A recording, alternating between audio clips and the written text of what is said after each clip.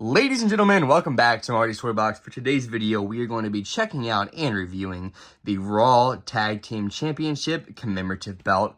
Got this in a 3-for-1 trade. It was this commemorative title, a 2003 Figures Inc. I thought it was 2002, but the stamp says 2003, with a lot of leather tarnish and one missing gem.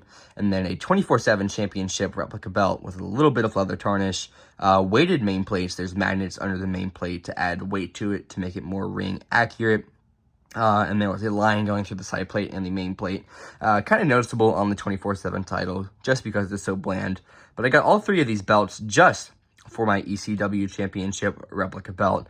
Honestly, I felt the deal was worth it. Was just the quantity that I get, and the fixes. You know, I don't know how to fix the 24/7 title main plate.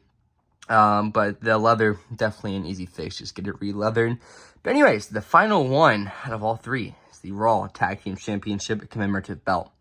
For some reason, this belt has been standing out to me a lot. I wouldn't say fallen in love with it, but it's a title that I've actually wanted to weirdly add to my collection. You know, it's a very bland title. It's the same as the penny, which we actually have up there is the penny tag. It's the same thing as that, but silver main plates and on a red strap.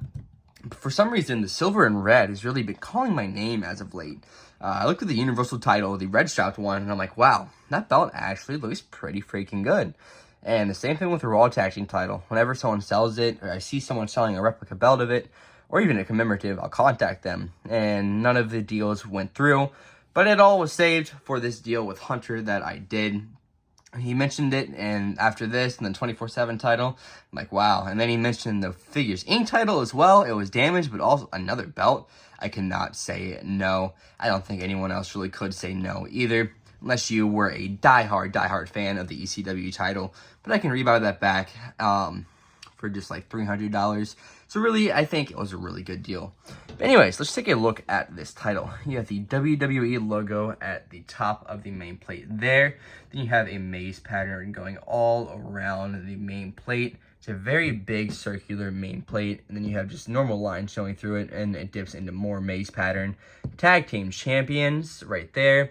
The WWE logo. Then you have the two, I guess, what would these be called? Like Warriors or Knights? I forget what they would be. I think they'll be called Knights.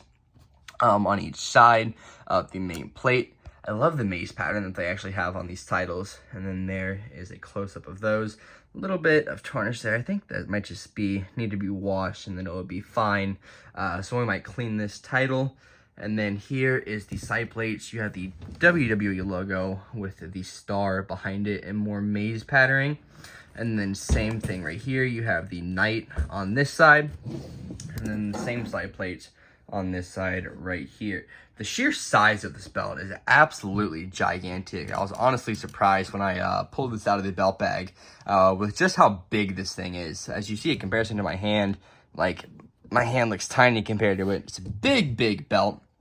And then the plates are actually 4 millimeters thick. And if you're ever wondering what the difference between a commemorative and a replica belt, the leather strap's the same. The only difference is the plates are plastic, or a form of plastic, instead of metal. And I actually realized there is a little bit of boostedness on this with the Tag Team Champions and all of the detailing on the main plate right there. And then let's look at the back of this title right there. You see the commemorative stamp right there. A little bit of wear on the leather, but that's to be expected. There is this little part right there. It looks like something just got spilled on it that can easily be washed off. The sheer size of this thing is just baffling to me, but it is very light. I don't even know if this thing would be a pound or if it wouldn't be, but this is the title all laid out. Let me know what are your thoughts on this, but let's take a closer look at the leather.